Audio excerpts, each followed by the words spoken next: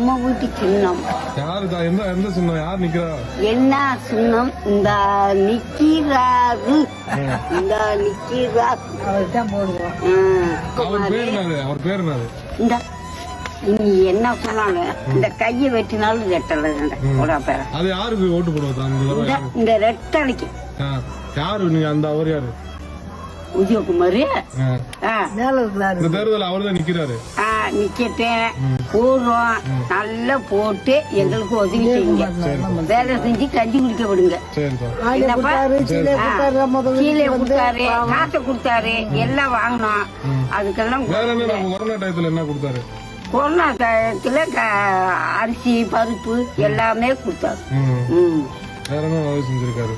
எல்லாமே சாகம் தொட்டி உதவி செய்வாரு. இன்னும் நாங்க வாங்கி தும்போம், ஓட்டு போடுவோம். கேட்டானே.